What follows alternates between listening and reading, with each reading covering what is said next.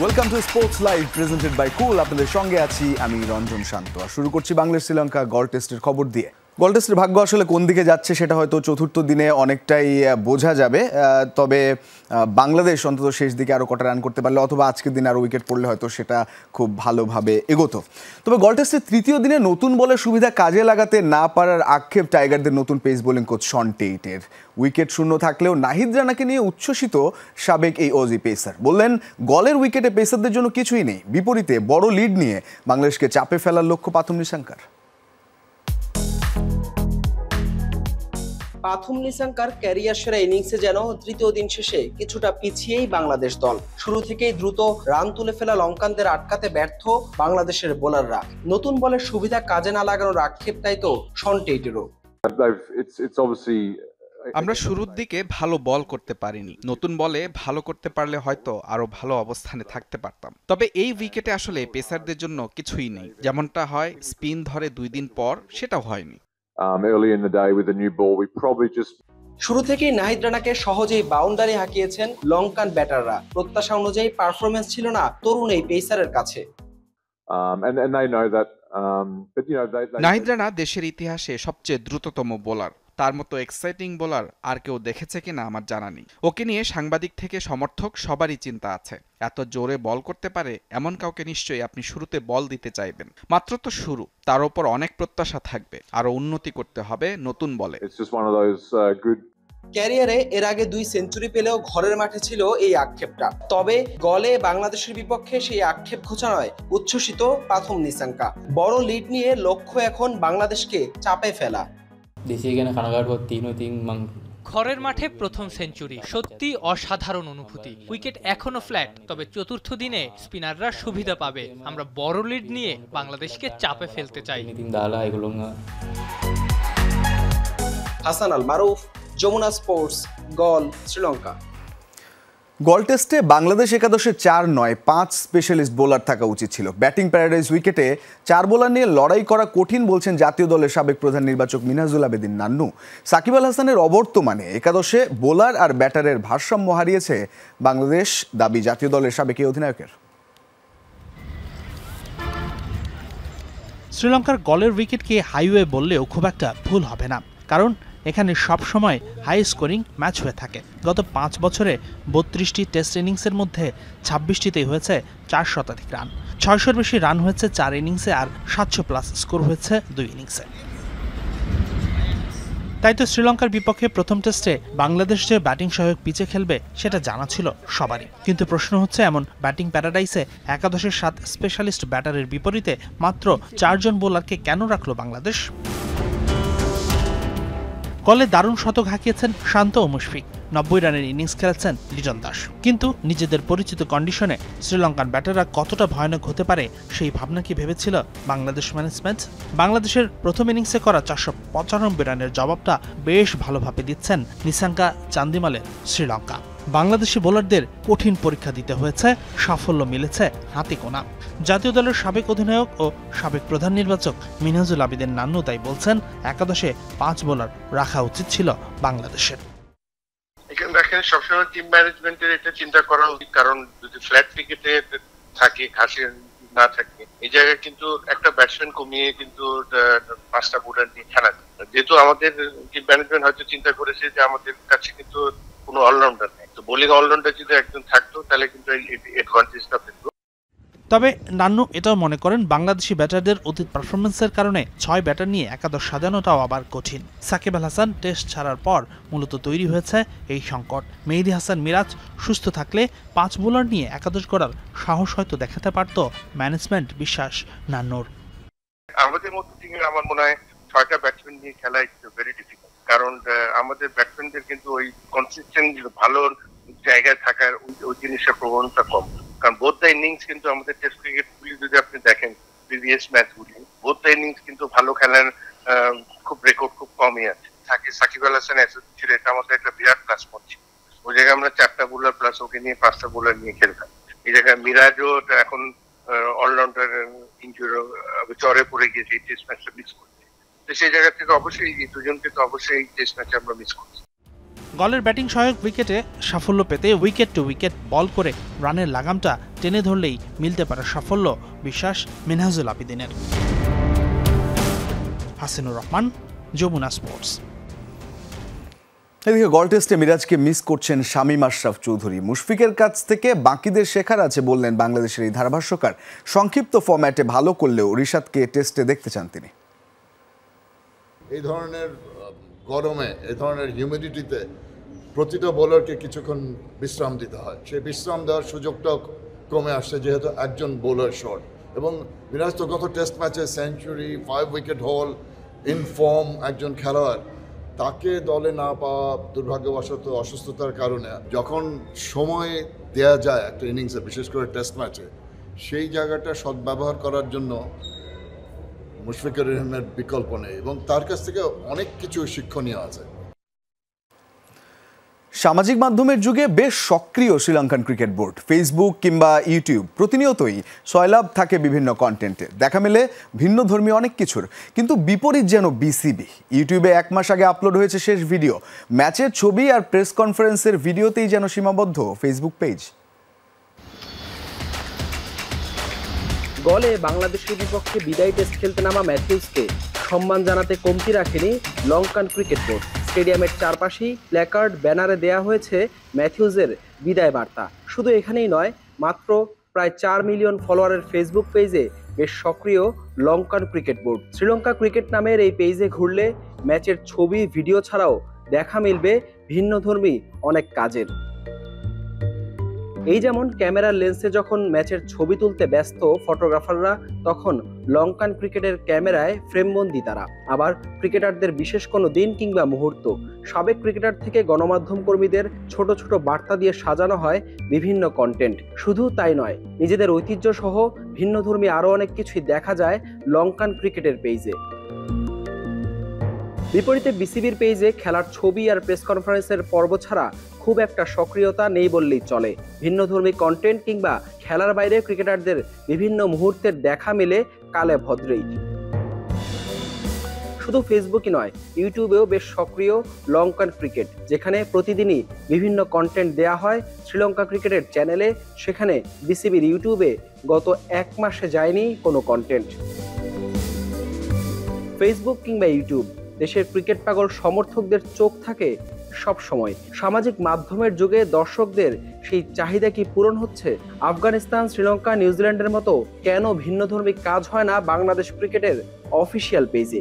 ধসে পড়া অর্থনীতি থেকে ঘুরে দাঁড়ানোর চেষ্টায় থাকা দ্বীপ দেশটিতেও যখন আছে আলাদা বিভাগ, সেখানে অর্থনৈতিকভাবে শীর্ষদের মাঝে থাকা বিসিবি কেন এই ক্ষেত্রে পিছিয়ে?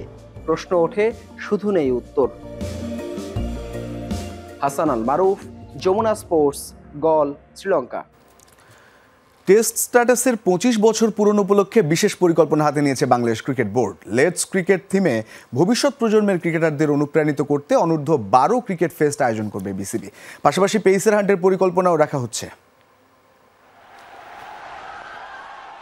বাংলাদেশ দল প্রথম বিশ্বকাপ খেলে 1999 সালে। সেই বিশ্বকাপে বাংলাদেশ দলকে নেতৃত্ব দিয়েছিলেন আমিনুল ইসলাম বুলবুল।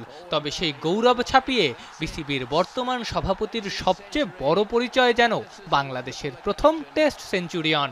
টেস্ট ক্রিকেটার বুলবুল যেন ওতপ্রোতভাবে জড়িয়ে।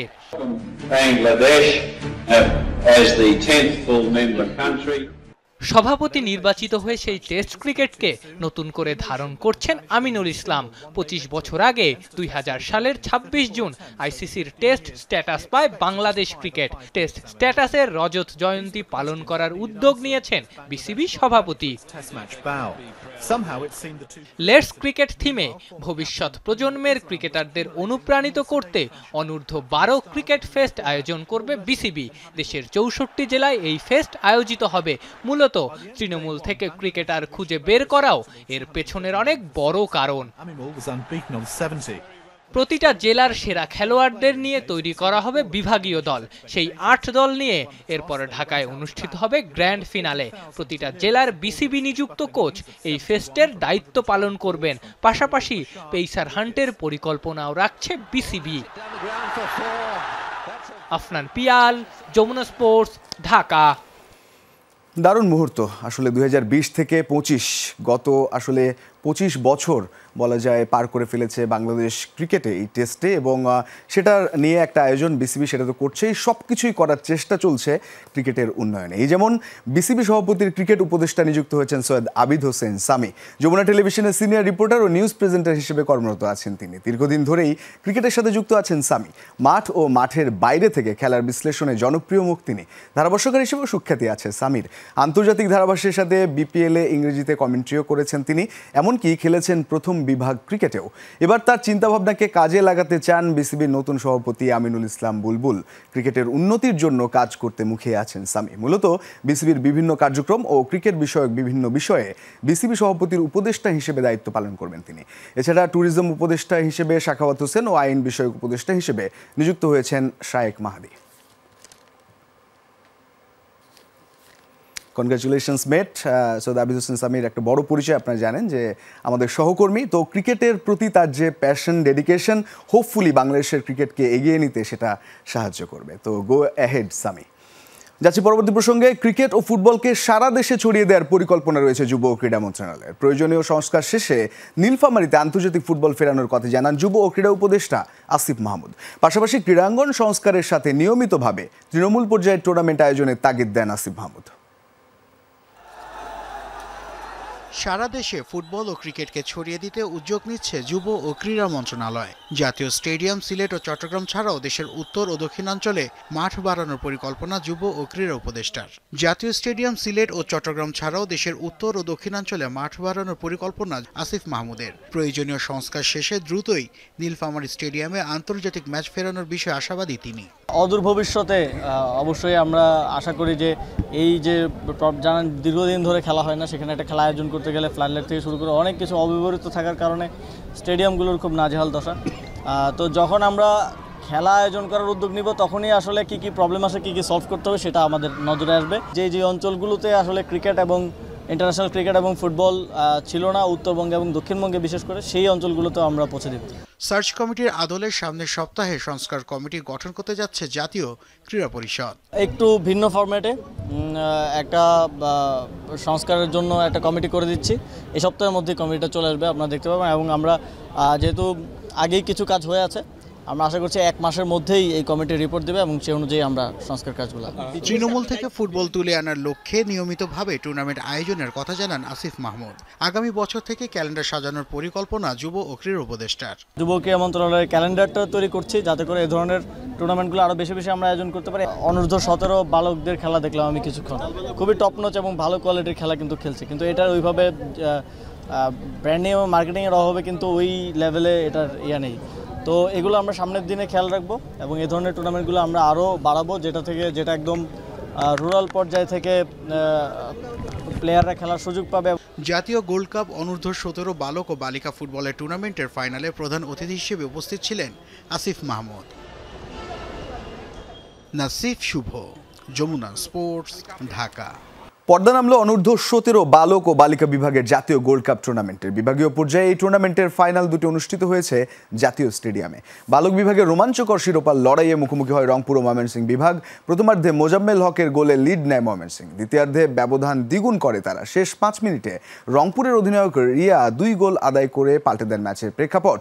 নির্ধারিত সময়ের খেলা 2-2 গোলে শেষ হলে ম্যাচ গড়ায় টাই ব্রেকারে, যেখানে ময়মনসিংহকে 4-3 ব্যবধানে হারিয়ে চ্যাম্পিয়ন হয় রংপুর বিভাগ।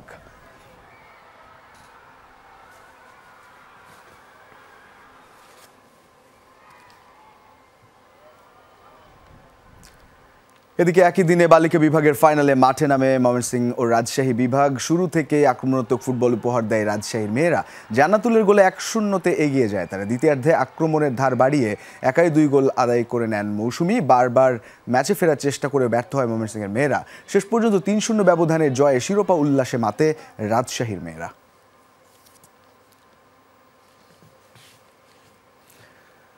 আবারও বিগ ব্যাশে দল পেলেন tiger leg spinner Rishad Hossain. Australia টি-20 এই আসরে তাকে দলে নিয়েছে হোবার্ট হ্যারিকেন্স। বিগ ব্যাশের সবশেষ মৌসুমেও রিশাদকে নিয়েছিল দলটি, কিন্তু উইন্ডিজ সফরের কারণে এনওসি না মেলায় খেলা হয়নি রিশাদের। যদিও এই আসরেই প্রথমবারের মতো চ্যাম্পিয়ন শিরোপা জেতে হোবার্ট হ্যারিকেন্স। চলতি নিলামের 13 নম্বর ডাকে রিশাদকে নিলামে নিয়েছে বিগ ব্যাশের বর্তমান চ্যাম্পিয়নরা। তবে ড্রাফটে নাম লেখানো বাকি 10 বাংলাদেশি ক্রিকেটারের বিষয়ে আগ্রহ দেখায়নি কোনো দল। ফলে অবিকৃত থেকেছেন মুস্তাফিজ, মিরাজ, তানজিম, তানজিদ, শামীম, তাইজুল, হাসান, সৌম্য ও হৃদয়। আগামী 21 ডিসেম্বর শুরু হবে বিগ ব্যাশের এবারের আসর। সবচেয়ে বেশি জার্সি বিক্রির তালিকায় মেসির সাথে এবার নাম এলো এক বাংলাদেশি বংশোদ্ভূত ফুটবলারের। এমএলএসে টানা 3 মৌসুমে সবচেয়ে বেশি জার্সি বিক্রি হয়েছে আর্জেন্টিনার বিশ্বকাপ জয়ী অধিনায়কের। তালিকার সেরা 20-এ আছেন কাভান সুলেমানের নাম। লিগের সবচেয়ে কম বয়সী ফুটবলারদের মধ্যে জনপ্রিয়তার শীর্ষে ফিলাডেলফিয়া ইউনিয়নের 15 বছর বয়সী এই মিডফিল্ডার। প্যারিস ছেড়ে মেসি যুক্তরাষ্ট্রে পাড়ি দেওয়ার পর এমএলএস এক প্রকার হয়ে গেছে মেসি লিগ সকার। গত 3 বছরে আমেরিকান ফুটবলের ব্র্যান্ড ভ্যালুও বাড়িয়েছেন লিও। টিকিট বিক্রির সাথে পাল্লা দিয়ে বেড়েছে মেজর লিগ সকারের আয়। আর মেসির জার্সি বিক্রি, এমএলএসের ওয়েবসাইটে দেয়া সবশেষ তথ্য অনুযায়ী টানা 3 মৌসুমে আর্জেন্টিনার বিশ্বকাপ জয়ী অধিনায়কের জার্সি বিক্রি হয়েছে সবচেয়ে বেশি। 2025 মৌসুমে জানুয়ারি থেকে মে পর্যন্ত লিগটিতে খেলা ফুটবলারদের মধ্যে মেসির জার্সি সবচেয়ে বেশি কিনেছেন ভক্তরা। এ সময়ে এমএলএস স্টোর থেকে বিক্রি হওয়া জার্সির উপর ভিত্তি করে র্যাঙ্কিং করেছে ক্রীড়া সামগ্রীর ডিজিটাল প্ল্যাটফর্ম ফ্যানাটিক্স। জার্সি বিক্রিতে মেসির নামটা সবার উপরে থাকাটাই অনুমেয়। তবে এই তালিকায় আছে এক বাংলাদেশি বংশোদ্ভূত ফুটবলারের নামও। ফিলাডেলফিয়া ইউনিয়নের 15 বছর বয়সী মিডফিল্ডার কাভান সুলিভান। সবচেয়ে বেশি জার্সি বিক্রির তালিকায় সুলিভান আছেন 18তম অবস্থানে। জনপ্রিয়তার দৌড়ে পেছনে ফেলেছেন ফ্রান্সের বিশ্বকাপ জয়ী সাবেক স্ট্রাইকার ও বর্তমানে লস অ্যাঞ্জেলেস এফসিতে খেলা অলিভিয়া জিরুকেও। লিগের সবচেয়ে কম বয়সী ফুটবলারদের মধ্যে কাভান সুলিভানের জার্সি সমর্থকেরা কিনেছেন সবচেয়ে বেশি। এ মৌসুমে মেসির পর সবচেয়ে বেশি জার্সি বিক্রি হয়েছে তারই সতীর্থ লুইস সুয়ারেজের। চলমান ফিফা ক্লাব বিশ্বকাপে খেলতে থাকা ইন্টার মায়ামি ও সিয়াটল সাউন্ডার্সের 4 জন করে মোট 8 ফুটবলারের নাম আছে শীর্ষ 25-এর তালিকায়। সব মিলিয়ে 12টি ক্লাবের ফুটবলার জায়গা করে নিয়েছেন সর্বাধিক জার্সি বিক্রির শীর্ষ 25-এ। এক বিবৃতিতে এমএলএস কর্তৃপক্ষ জানিয়েছে, মেজর লিগ সকার ভক্তদের মন জয় করেই চলেছেন মেসি। এখন অপেক্ষা ক্লাব বিশ্বকাপে মেসি ঝলকের। রঞ্জন শান্ত, যমুনা স্পোর্টস। এই ছিল আজকের স্পোর্টস লাইভে। এতক্ষণ সঙ্গে থাকার জন্য ধন্যবাদ সবাইকে।